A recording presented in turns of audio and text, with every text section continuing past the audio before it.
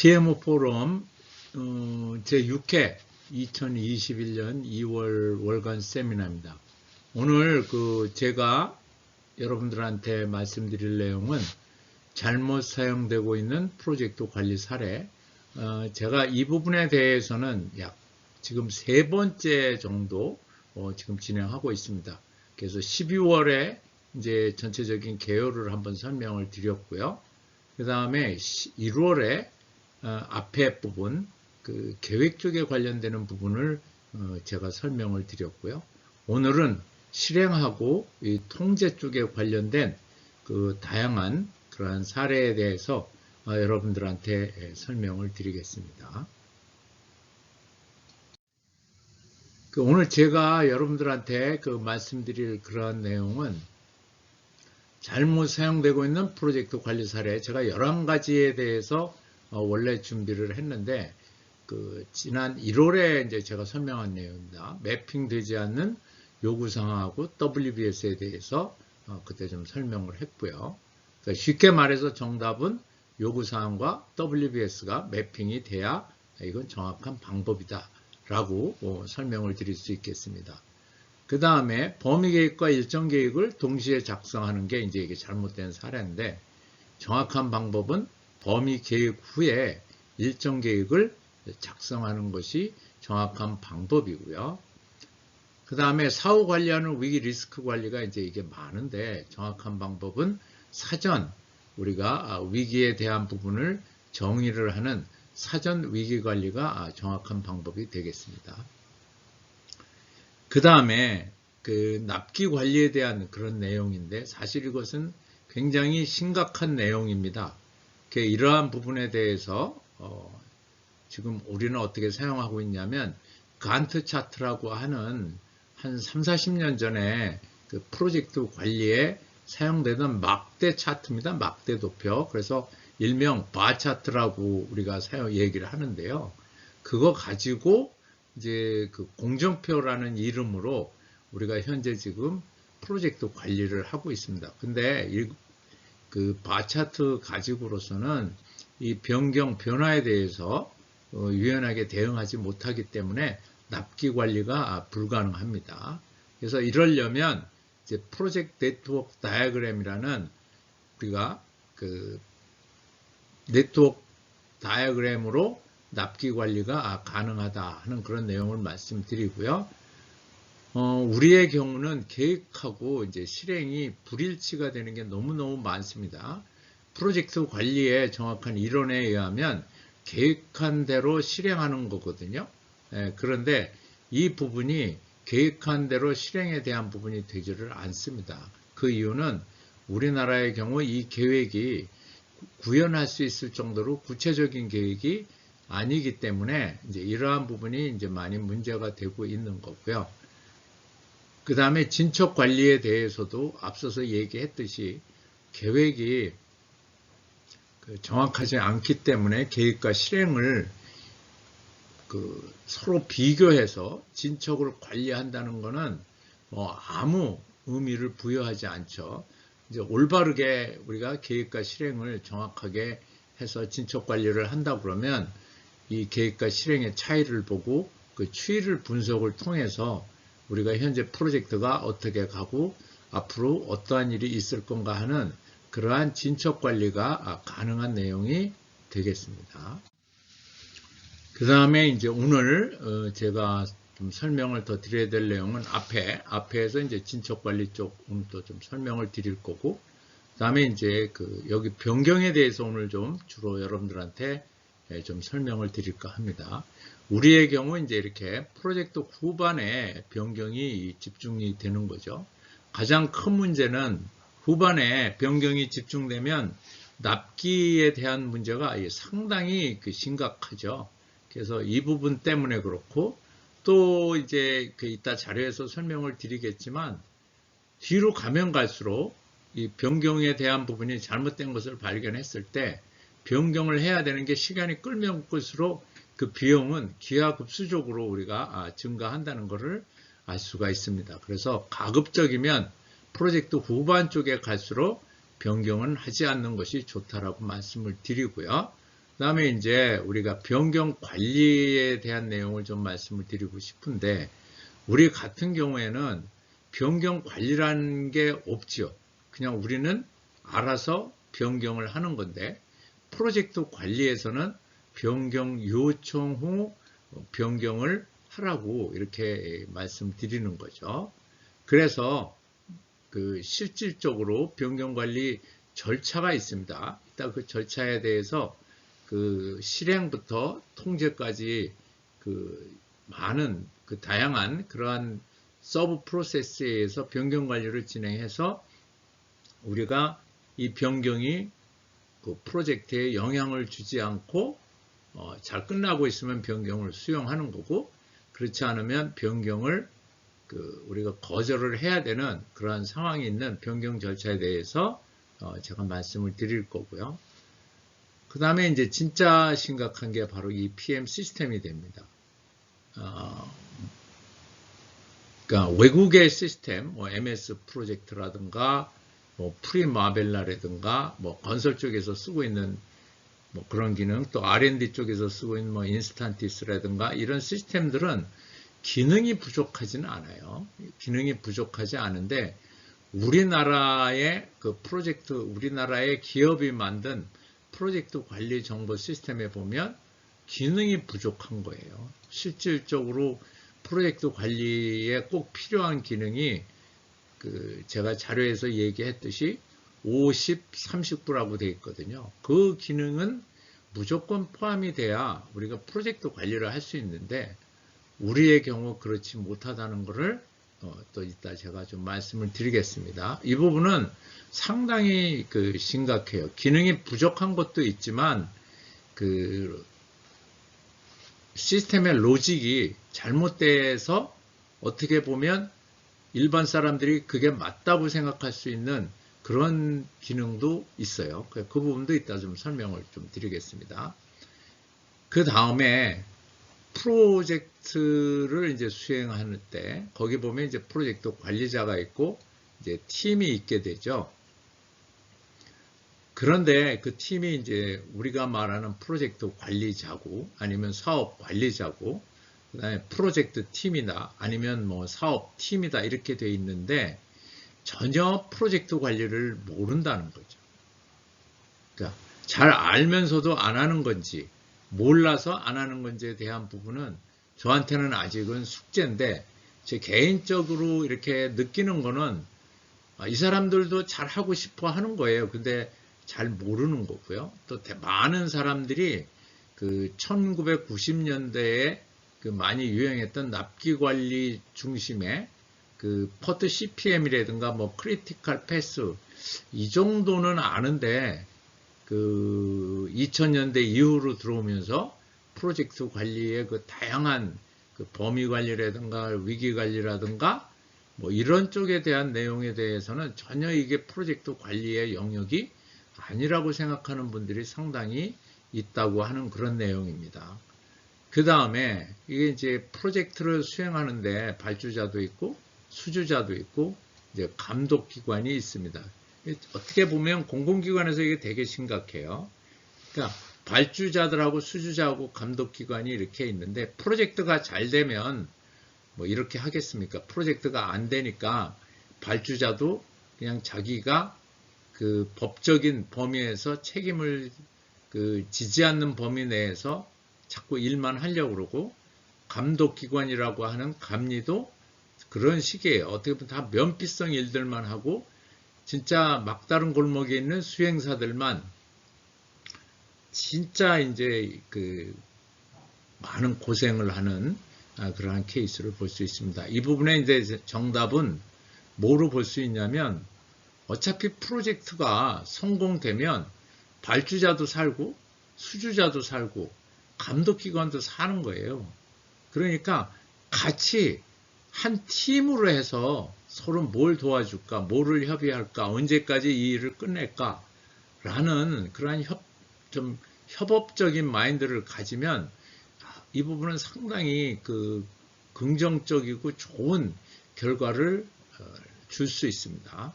예, 그래서 뒤에 부분에 제가 이 부분도 좀 설명을 드렸습니다. 자, 그 다음에 앞서서 우리가 요구사항 수집부터 프로젝트 계획 수립까지에 대한 프로세스, 이제 거기에서 우리가 앞에서 얘기한 5가지에 대한 부분을 얘기를 할 건데, 이거 이제 이미 했죠. 1월 달에 여러분들이 유튜브 보시면 요구사항하고 WBS 매핑, 그 다음에 범위 계획 후 일정 계획하는 거, 그게 이제 바로 요 지점에서 이루어진다는 거고요. 그 다음에 리스크는 WBS 작성해서 WBS 딕셔너리에서 우리가 위기를 정의하는 거고, 그 다음에 이제 납기 관리, 우리가 실질적으로 활동 중심으로 이제 계획을 수립을 하면 여기에서 활동의 가장 마지막 활동인 거기에서 이제 납기가 달성이 되는지 안 되는지를 알 수 있는 거고, 그 다음에 진척 중에 어떤 변동이 일어나면 이 납기에 대한 부분을 우리가 이행할 수 있는지 없는지 또한 점검도 할 수 있는 거죠. 요 시점에서 우리가 납기 관리가 되고, 그 다음에 실행이 되면 계획하고 실행이 일치가 돼야 되는데 이제 그렇지 않다는 그런 내용을 제가 앞에서 설명드린 바가 있습니다. 혹시 이 내용이 궁금하시면 제 1월달 유튜브나 이렇게 보시면 되고요. 협회의 홈페이지 내에 아마 이 자료가 있는 걸로 알고 있습니다. 그래서 그렇게 이해해 주시면 되겠고요. 자, 오늘은 6번부터 해서 사전 예측이 불가능한 진척 관리다. 원래 우리가 이걸 하는 목적은 아주 심플하죠. 심플한 게 뭐냐면 사실은 이 진척을 통해서 이 진척 관리를 통해서 과연 이 프로젝트가 어떻게 가야 될 건가에 대한 부분을 우리가 예측을 해야 되는데, 우리의 경우에는 일주일에 한 번씩은 꼭 만나요. 그리고 월 한 번씩 만나요. 만나는데 이분들이 얘기하는 진척률이 프로젝트 관리에서 요구하는 그런 진척률이 아니에요. 왜냐하면 이분들은 요게 이제 이 바죠. 이 간트 차트에 있는 바인데, 이 바가 과연 언제쯤 끝나느냐 하는 이런 정도의 진척인데, 실질적으로 보면 여기 이제 태스크라고 얘기를 했는데, 우리가 이 부분에서는 프로젝트 관리에서는 우리가 이제 워크 패키지 또는 이제 액티비티라고 하는데, 실질적으로 모든 진척은 워크 패키지나 액티비티에 의한 진척이어야 되거든요. 근데 여기 있는 바의 수준은 상당히 굉장히 높은 수준이에요. 그리고 기간도 상당히 길단 말이죠. 그래서 이거에 대한 진척률을 따지는 게 별 큰 의미가 없고, 설령 이거를 우리가 상세하게 작성을 간트 차트를 했다고 해도 지금 이 경우처럼 이제 우리가 계획은 여기서 해야 되는데 지금 현재 일정은 이렇게 끝났단 말이에요. 그럼 이만큼 활동 지연이 일어나는 거잖아요. 그랬을 때 과연 얘가 활동 지연으로만 끝나느냐, 활동 지연이 납기 지연까지 가느냐에 대한 부분을 우리가 파악을 해야 되는데, 우리의 경우에는 그냥 이런 부분이 이 앞에서 진척률에 대한 부분도 좀 모호하고, 그 다음에 프로젝트 수행하다가 서로 불편한 여러 가지 얘기들이 있을 거 아니에요. 그런 내용 정도를 그냥 얘기하는 거예요. 그래서 저 개인적인 느낌으로 보면 진척 관련된 보고회의가 아니라 평범한 회의에 가깝다라고 인식이 되는 그러한 내용이 되겠습니다. 그러면 정확한 진척 관리는 뭐냐? 정확한 진척 관리는 뭐냐면, 정확한 진척 관리는 실질적으로 이제 일단 실행을 하면서 앞서서 우리가 얘기했던 계획과 실행을 이제 보는 거죠. 보고 얘 제대로 가면 이건 모니터링으로 끝나지만, 만약에 이제 늦어지면 이게 이제 이런 부분에 대해서 우리가 평가를 해야 되는 거거든요. 그러니까 어떠한 결정을 해야 되는지에 대한 부분을 내기 위해서 우리가 평가를 해야 된단 말이에요. 과연 이 일정으로 되는지, 다음 일정에 문제가 있는지에 대한 부분을 보기 위해서 평가를 해야 되는 거고, 그 다음에 이 모든 절차에 대한 부분을 이제 우리가 리포팅 하는 게 정확한 우리가 진척 관리에 대한 내용으로 여러분들이 이해해 주시면 좋겠습니다. 그래서 정확한 진척 보고에 되면은 일단 이제 우리에게 필요한 거는 뭐냐면 이제 프로젝트의 가장 중요한 아까 얘기했던 그러한 그 부문별 진척 현황이 어떻게 되고 있는지, 물론 전체적인 그 진척 현황도 되고 전체가 안에 여러 개 부문이 있겠죠. 부문별 진척 현황이 돼야 되고, 그 다음에 그 이번 주에 진행하고 있는 뭐 액티비티나 이러한 작업들의 진척 현황에 대한 부분이 이제 필요한 거고, 그래서 이제 요 부분을 요걸 보고 우리가 이제 여러 개의 베이스라인이 있잖아요. 이 베이스라인에 대해서 이제 범위, 그 다음에 일정, 그 다음에 이제 코스트, 뭐 이 부분은 이제 코스트라고도 쓸 수 있지만 우리가 어떤 성능이라든가 성과 쪽으로 우리가 봐도 되는 거죠. 그랬을 때, 이렇게 가면은 별 문제가 있는지 없는지에 대한 부분을 이렇게 보는 거고요. 예. 그 다음에 이제 그거 말고도 프로젝트 추진 중에 일어나는 여러 가지 다양한 이슈, 그 다음에 그 리스크는 이제 우리가 앞에 계획에서 정의한 리스크가 있죠. 그 다음에 현재 하고 있는 걸 바꿔야 되는지 변경을 해줘야 되는지에 대한 이러한 부분을 우리가 이제 계속 지난주, 지지난주부터 해온 그런 것들을 이렇게 정리해 놓은 이렇게 로그된 그러한 데이터들이 여기 있는 거죠. 그러면 이걸 보고 우리가 이렇게 추이를 보고 그 다음에 이제 이 전체 현황을 보면서 여기에서 의사결정을 해야 될지, 그러면 이제 이 컨트롤링 쪽으로 넘어가는 거고, 그렇지 않을 경우에 자 다음 주까지 한번 보고 상황을 결정해야 될지, 이런 부분에 대한 거를 우리가 결정해 주고요. 그 다음에 여기에 나타나는 여러 가지 현상을 보고 지금 이거는 어떤 현상이 앞으로 일어날 것이다 라는 거를 이제 미리 예측할 수 있는 그러한 내용이죠. 다시 말해서 징조나 징후를 탐색을 해서 이제 징조 징후에서 우리가 이제 보고 적당한 시점에서 문제를 해결하는 그러한 내용이 되겠습니다. 그 다음에 이제 우리의 경우 가장 크게 문제가 되고 있는 게 프로젝트 후반에 집중되는 엄청난 변경이에요. 그러니까 우리의 경우 후반에 집중되는 엄청난 변경이다. 제가 조사한 바에 의하면 외국 같은 경우에 후반에 집중되는 변경 현상은 그닥지 많지는 않아요. 뭐 그렇다고 미국에도 없는 건 아니겠죠.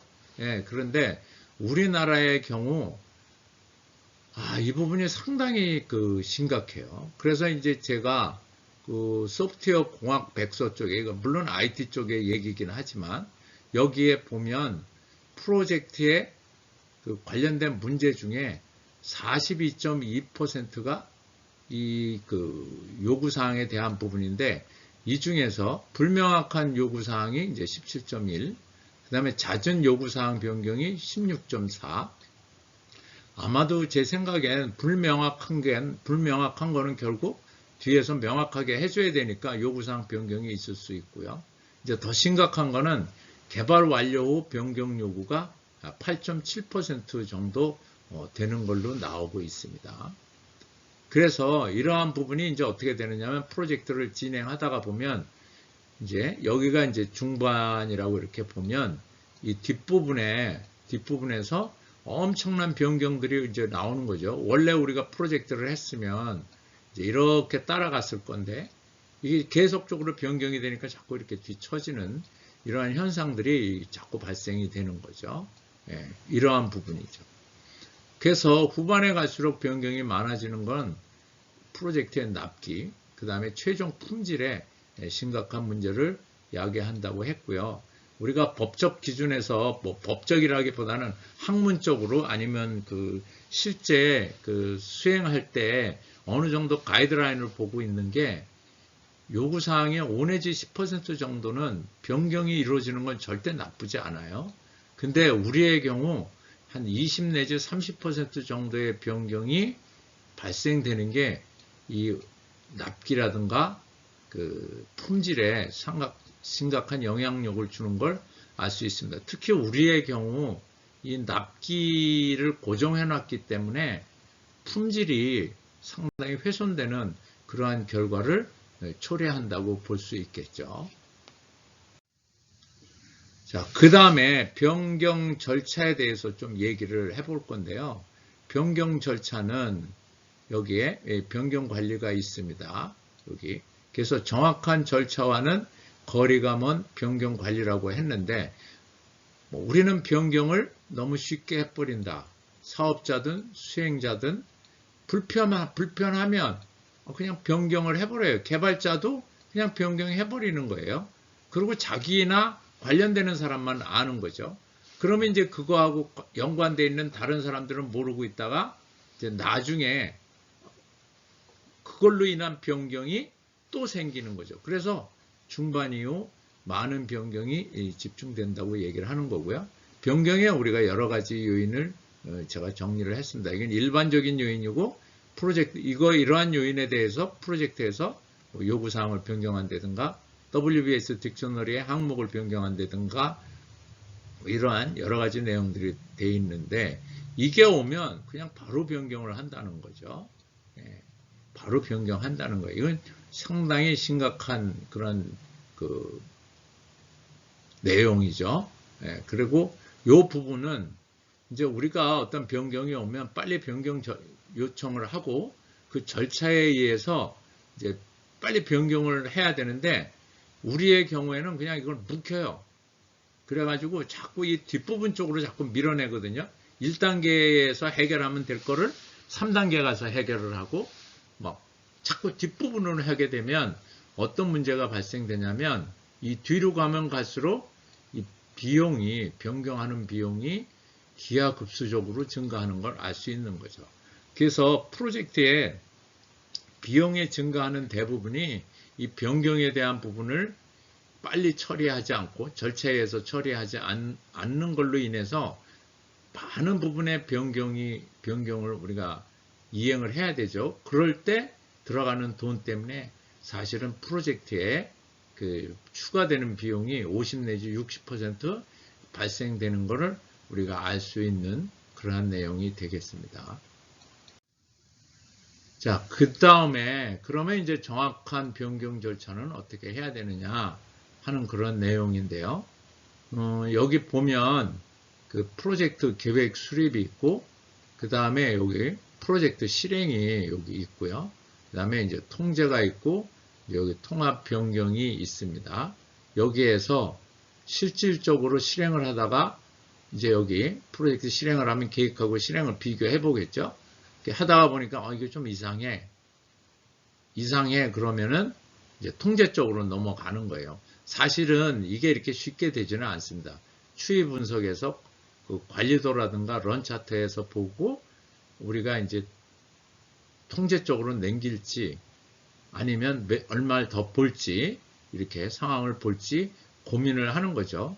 그래서 저 같은 경우에는 2주, 3주 막 문제가 계속적으로 유출이 되면 이젠 통제 쪽으로 돌리고 그 다음에 모니터링에 대한 부분을 다시 재평가를 해요. 이게 아마 추이 분석이 여기에 해당이 될 건데 추이를 보고 그러니까 과거의 데이터를 보고 이제 프로젝트에 대한 부분을 모니터링을 하게 되는 거고 그 다음에 프로젝트 추이에 대한 부분 평가를 이제 정확하게 하는 거죠. 그래서 통제가 필요하다고 그러면 이제 여기 변경이라는 절차를 거쳐서 들어가는 거고 그렇지 않을 경우에는 다시 이제 실행으로 가는 거고 이제 변경이라는 절차에서 변경을 요청서를 작성을 하고 그러니까 여기에서 변경 요청을 먼저 한다는 거죠. 그러면 그 변경이 갖고 올 영향력을 분석을 하는 거고 그래서 영향력이 작으면 그냥 변경을 이행을 하는 거고 그렇지 않을 경우에는 그 변경을 수용할 수 없는 거죠. 그럼 이제 변경 요청을 거절하면서 프로젝트가 실행되는 그러한 그 정확한 절차가 우리가 프로젝트 관리에서 통합 변경 절차라고 하잖아요. 인테그레이티드 체인지 컨트롤 프로세스라고 해서 ICCP라고 하는 게 바로 지금 이 절차를 설명하고 있는 그런 내용이죠. 그래서 이제 우리가 제대로 하려면 변경 요청을 먼저 하세요. 이런 얘기죠. 그 다음에 변경 그래도 해야 되신다면 계획 때 하세요. 그래야 영향력이 제일 주고요. 앞에서 우리가 돈 했을 때 그게 딱 나오죠. 제일 안 좋은 변경은 종료와 가까운 시점이다 이거죠.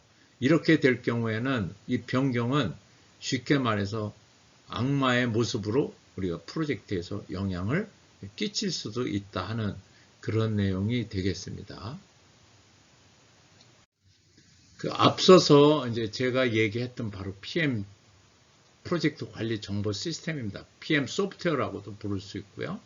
이제 가장 큰 이슈가 저는 이제 우리나라의 기업들이 IT 회사가 만든 PM 시스템은 기능이 부족하다. 이게 이제 지금 제가 보여드리고 있는 게 그 바로 현재 그 P사의 그 PMIS 시스템입니다.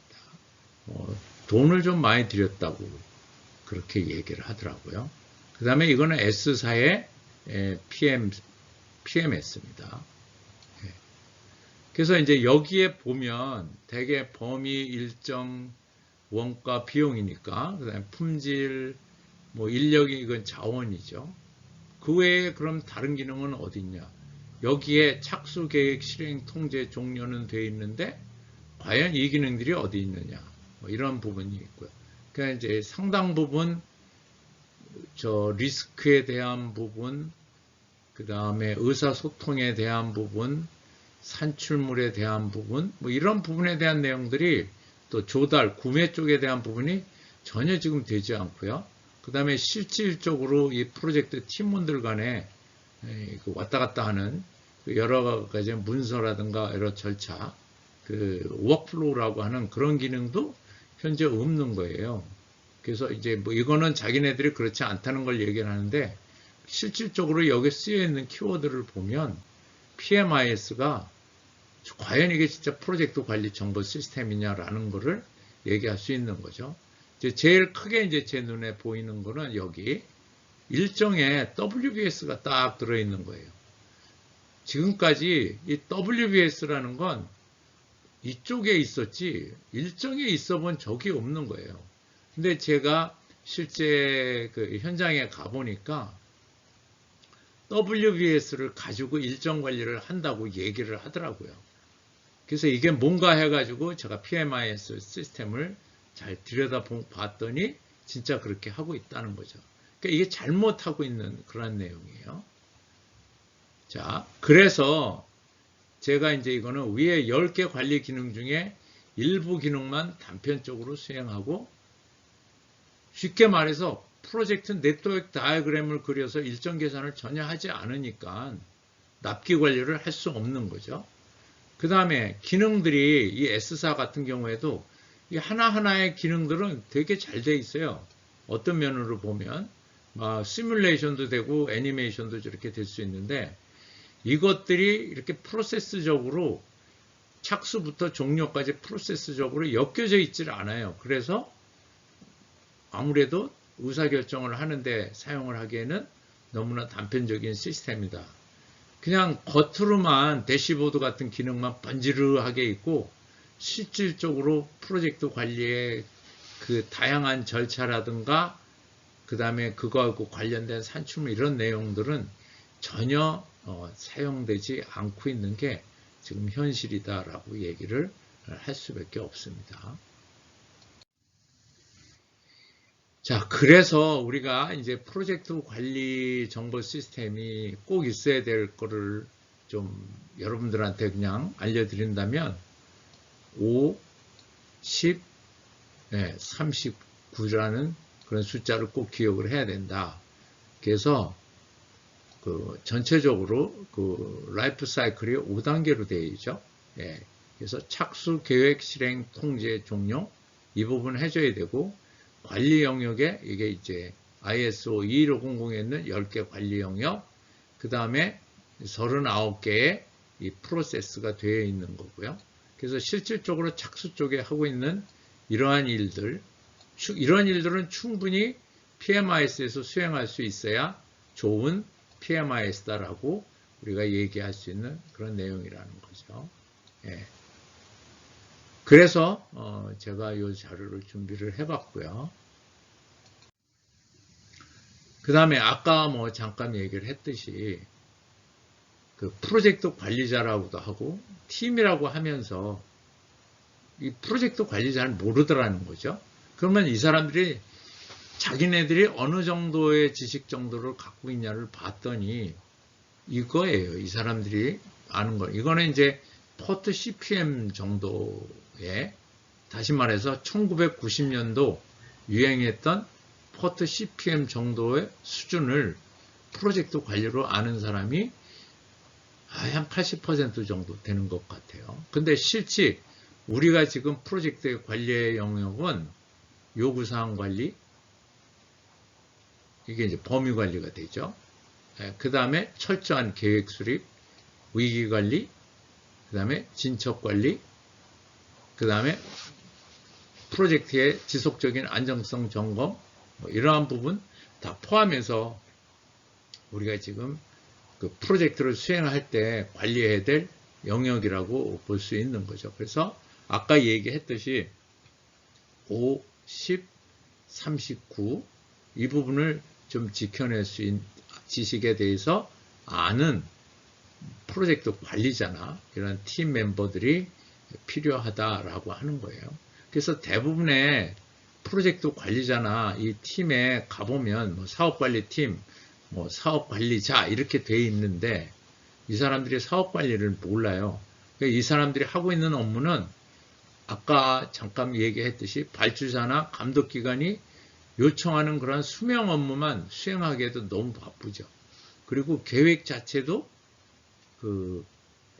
뭐 실행을 전제로 한 계획이 아니기 때문에 별 큰 의미가 없어요. 그러니까 어떤 자료를 만들어서 의미를 부여할 보고서를 만들려고 해도 현재로서는 그러한 게 전혀 할 수 없는 그러한 상황이 됐다라고 말씀드리는 겁니다. 그래서 이 부분도 이제 심각하다고 우리가 얘기할 수 있는 거고요.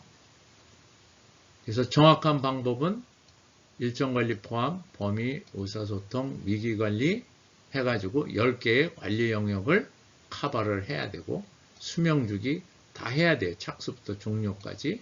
그 다음에 가급적 그 ISO 21500에 있는 39개의 프로세스에 의해서 관리되는 게 정확하다라는 게 제가 여러분들한테 말씀드리고 싶은 그런 내용입니다.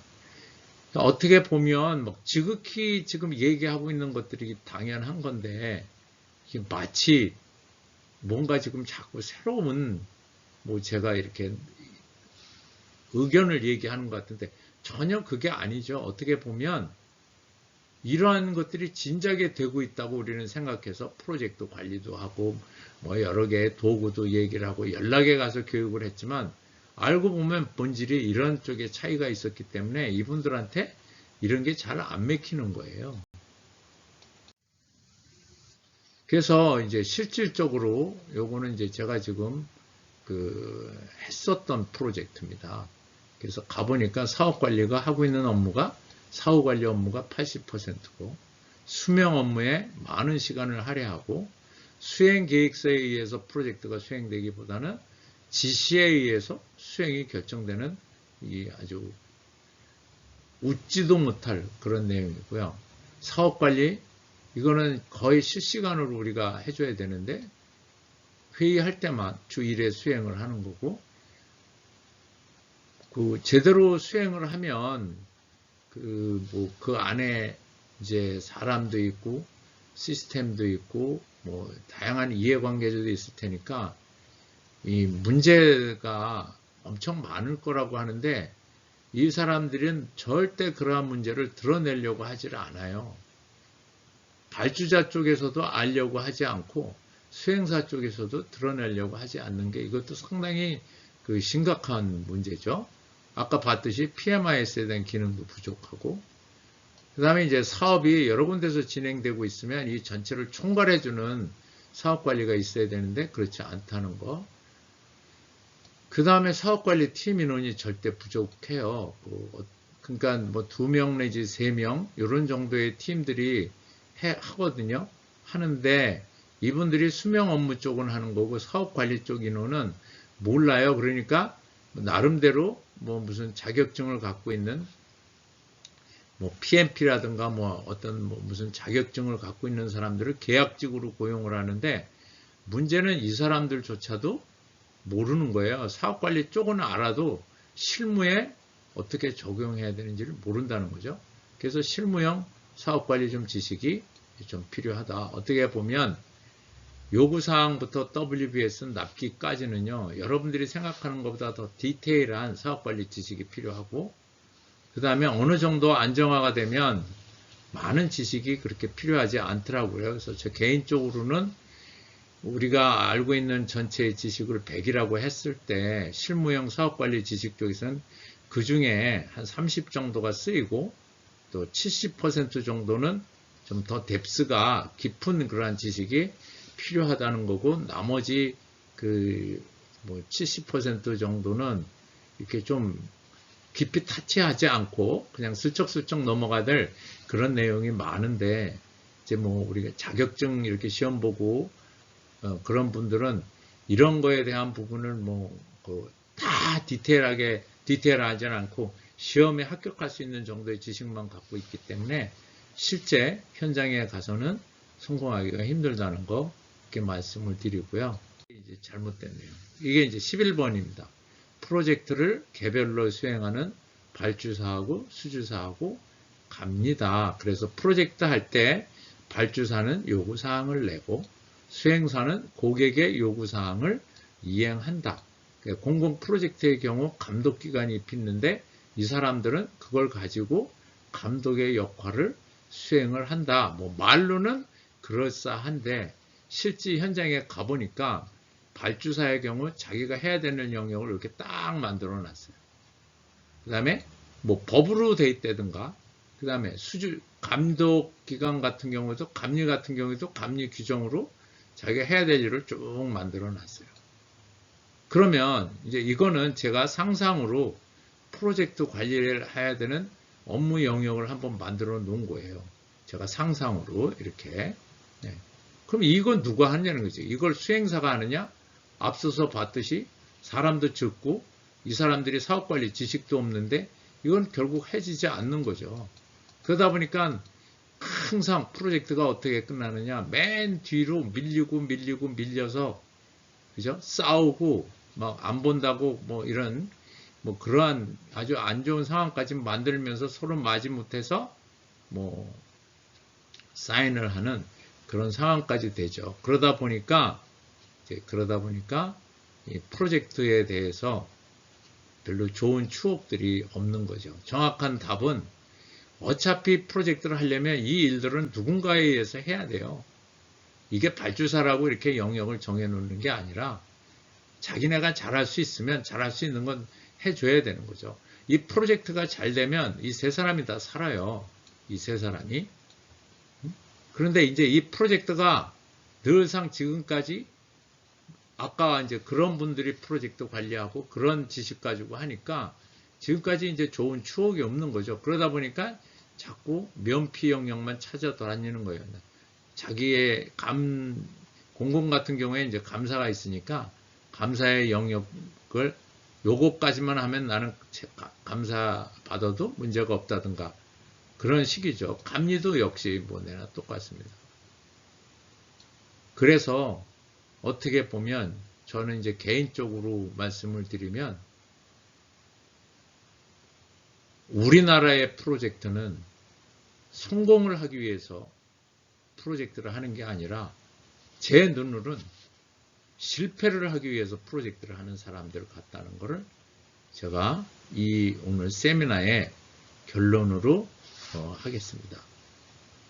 그래서 제가 그 앞서서 지난달에 그 5개의 사례, 이 계획 쪽의 요구사항부터 뭐 이런 사례, 납기관리 같은 사례 얘기했고 오늘은 진척부터 변경, PMIS, 그 다음에 그 팀원들, 그 다음에 이제 그 이해관계자들에 대한 그런 내용에 대해서 뭐가 잘못됐는지 그러한 부분에 대해서 얘기를 했습니다. 그 다음에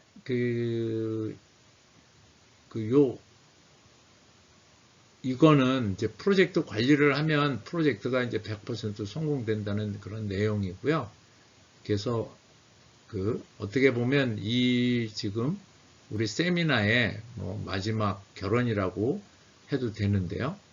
그래서 프로젝트 관리를 해라. 그러면 관리할 때 착수 때 이런 일들을 하고 그 다음에 그 일은 이러한 절차를 거쳐서 해라 하는 그런 내용으로 이해를 해주시면 프로젝트 성공률의 확률이 이렇게 다다를 수 있다 하는 그런 내용이고요. 이게 사실은 마지막 장이 돼야 되는데